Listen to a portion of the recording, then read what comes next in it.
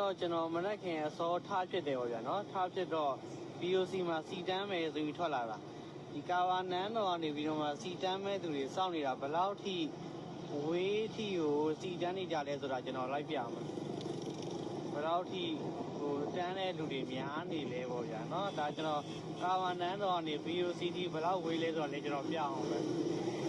ဒါစီတန်းနေတဲ့လူတွေကားတွေနော်ကားကရှေ့ကလက်ခံလို့ရသေးတယ်စိုက်ထဲတွေကနေတာမဟုတ်ဘူး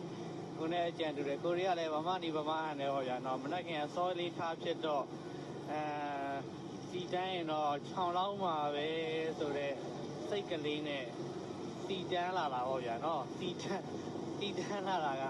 ဘလို့ရည်ပြန်တော့နေတာရှိတယ်ဒီမှာပဲကိုဝယ်တဲ့1000လောက်တော့ပေးရမှာပဲတတိတော့နော်ကဲဒါပေမဲ့လေလောက်ထိများတဲ့လူဟုတ်ဗျာနော်ကဲဘယ်လောက်ထိဝေးသွားမလဲဆိုတာချက်ကြည့်လိုက်အောင်ကျွန်တော်အမြန်စီးရမလို့ပဲဗျာဒါကိုကြားလိုက်တာ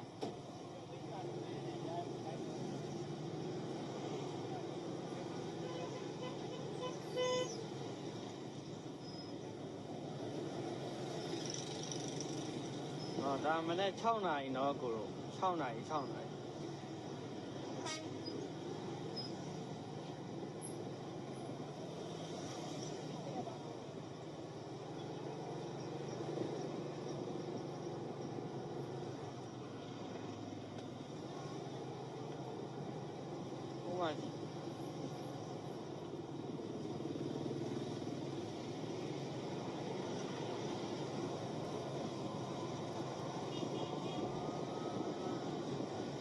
စီတန်းဝတ်ဆောင်နေတဲ့လူတွေ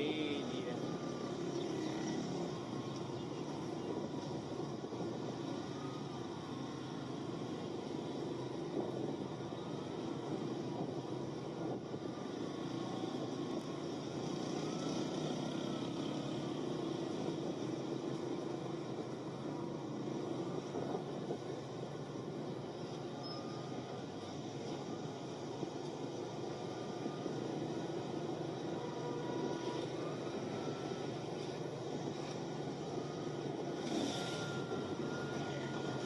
ကြည့်အောင်ကြားတဲ့ကြာကြီးကကြည့်ပါအောင်